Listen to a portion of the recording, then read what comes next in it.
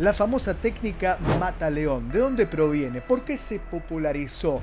¿Puede uno defenderse de esta traba, de esta técnica, de esta sumisión?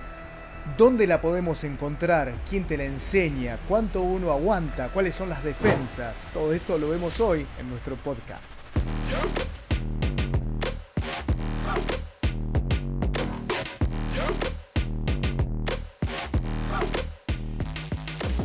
¿Cómo están? Bienvenidos nuevamente a este podcast donde hablamos de defensa personal, de técnicas, de situaciones que hacen a la defensa de uno mismo, tal vez a la protección, en algún momento también hablaremos, algunas cuestiones que puedan hacer a las películas, los dobles de acción, etcétera. Todo está aquí en este podcast. Mi nombre es Alberto Diomedi y este es entonces el canal por el cual nos encontramos. Y en esta semana vamos a estar hablando de esta famosa técnica mata-león. ¿De dónde proviene? ¿Cómo se llega a conocer? Bueno, hablamos en principio de que esto data más que nada de la antigüedad en la lucha greco-romana, pero después se popularizó con el Brazilian Jiu-Jitsu o BJJ, donde empezamos a encontrar este tipo de sumisión con mayor eficacia y luego más popularizado entonces en las peleas de vale todo o MMA.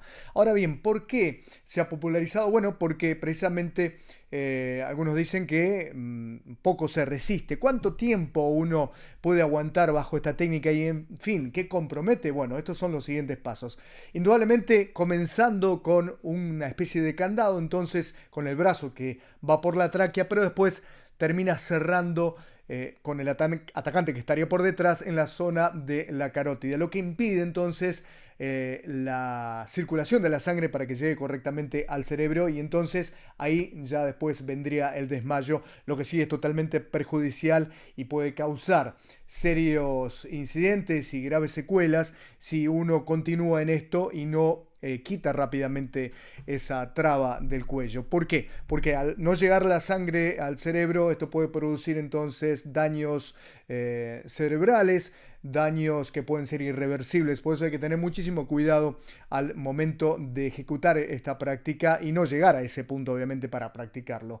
Por eso es que cuando en las peleas uno ve esto dentro de una competencia, el referee siempre está muy atento a que se suelte inmediatamente y que el que está recibiendo esta llave pueda indicar con lo que se denomina un tapeo o hacer un llamado de atención al que está ejecutando la técnica para que lo suelte inmediatamente y no llegar entonces al desmayo, pero sí, muchas veces se ha visto eso.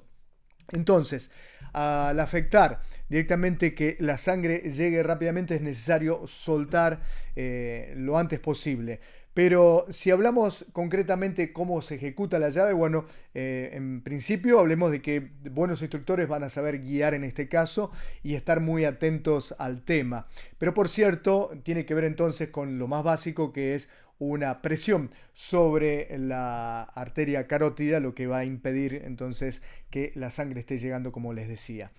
Pero ¿de qué manera puedo defenderme? También es importante, porque muchas veces está el interrogante, ¿no? ¿Cómo hago para esta situación en la que me agarran por detrás, que es muy común? Bueno, en principio a mí me gusta hablar de lo que tiene que ver con la línea de tiempo, ¿no? Si estás viendo que alguien está por agarrarte, en principio no te dejes agarrar porque lo estás viendo.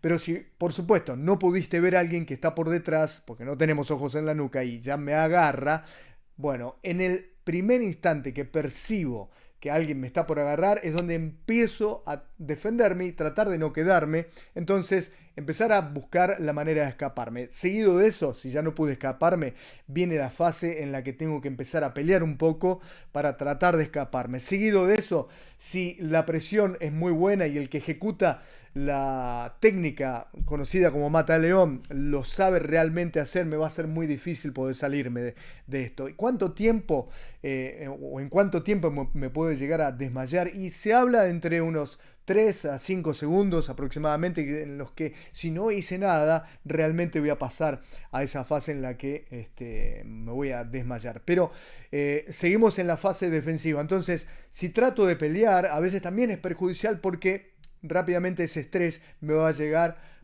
mejor dicho, a que me produzca un efecto más rápido, el hecho de que la técnica se esté bien ejecutada, me desmaye. Entonces, sí, es bastante difícil.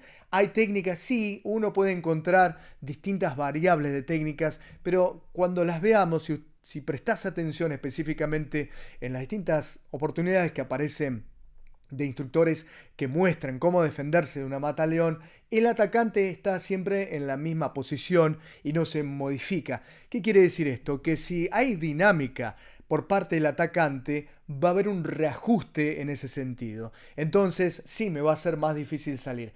¿Quién gana acá? Bueno, si no hay una buena técnica, el que se está defendiendo sabe más o menos qué hacer, puede salirse. Si la técnica es muy buena, y me va a costar mucho más si no sé defenderme, obviamente.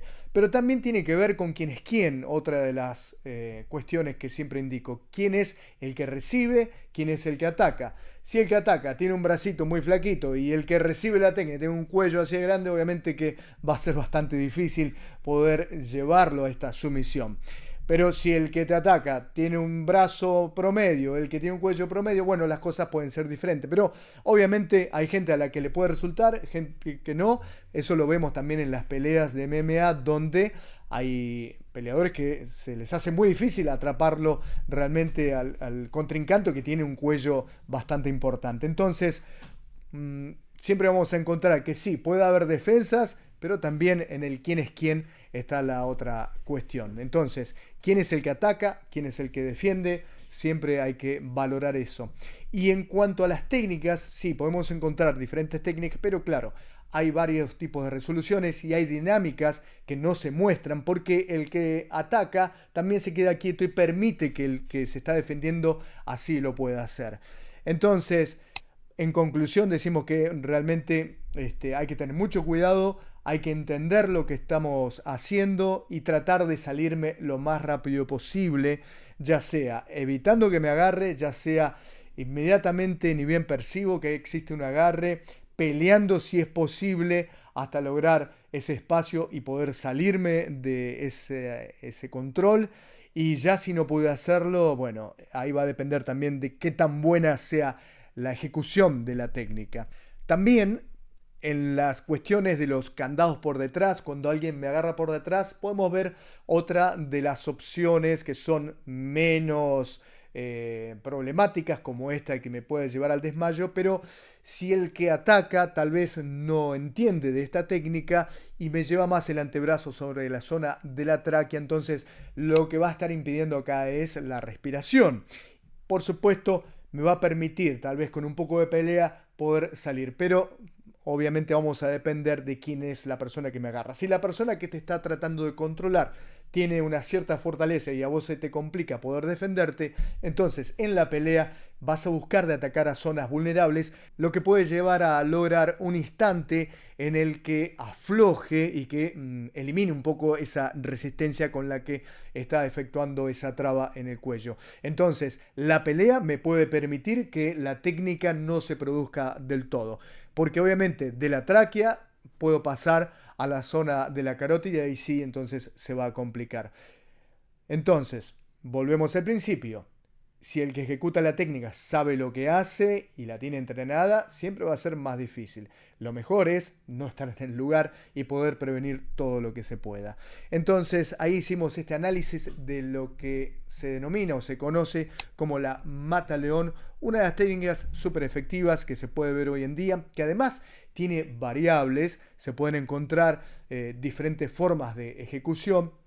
Y eso se aprende muy bien en lo que se conoce como el Brazilian Jiu-Jitsu, por ejemplo, donde se entrena y están bien acostumbrados a esos momentos donde se entiende la llegada y se entiende de alguna manera no llegar a eso, como asimismo más o menos algún tipo de acción defensiva que va a tener que ver siempre con esta cuestión de tiempo, de timing, para no permitir que se produzca la técnica. Muchas gracias propongan sus temas. Estamos también para responder todas las inquietudes. Ya sabes que suscribiéndote y enviando tu like estás ayudando a este canal. Y próximamente vamos a tener también algunas charlas que hacen a las técnicas que se pueden ver en cine, que se pueden encontrar en la acción, en la pantalla grande y con los distintos dobles de riesgo. Todo esto en este podcast. Gracias.